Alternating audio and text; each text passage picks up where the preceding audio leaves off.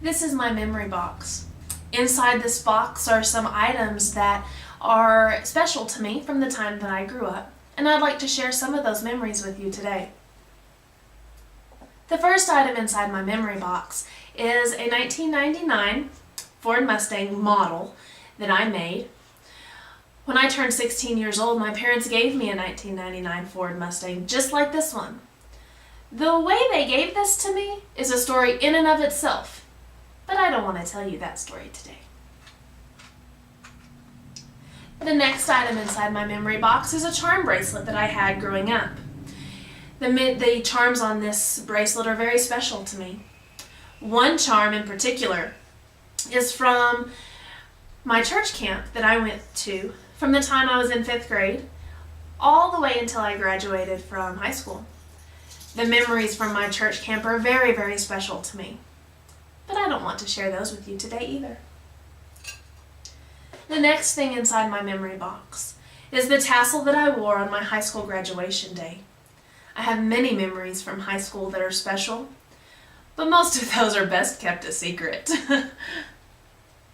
The last item I have in my memory box is some Mickey Mouse ears from my very first trip to Disneyland. One summer, my parents came to me and my brothers and told us that they had a very special vacation planned for us. We would be going to Disneyland for a whole week. I was 8 years old that summer. So the day finally came for us to leave on our family vacation, and we drove all the way from Texas to California to go to Disneyland. We were so excited. When we finally got there, one of the very first stops that I wanted to make inside the park was to go buy an autograph book. I wanted to meet the characters and have them sign my autograph book, and that way I could mark everybody off as I got to meet them. I just couldn't wait. So we went into the store and we bought me an autograph book and started getting in lines to meet the characters. One of the characters I couldn't wait to meet was Goofy.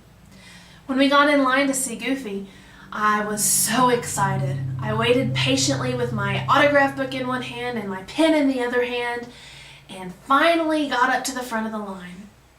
When it was my turn to see Goofy, I was so excited. I ran up to him and gave him a hug, and he got down on one knee so that we could be more on level with each other.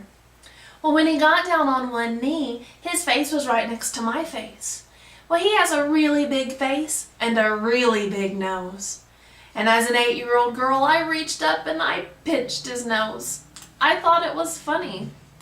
Goofy didn't think it was quite so funny. He stood up and he put his hands on his waist and shook his finger at me like I was in trouble.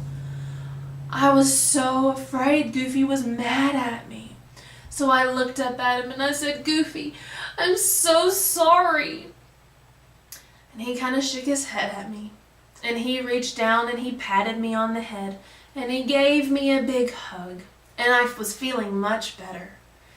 Then he took my autograph book and pen and he signed his name in my book and shooed me on my way. I was so afraid that Goofy was mad at me, but by the end, it turned out to be okay. I even remember when I was in high school, my English teacher had us write a paper on one of our most traumatic experiences from our childhood. This was the item that I wrote about.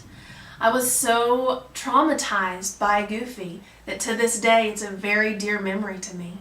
And it's one that I will share with my family, and I hope they will share with their families as they go on.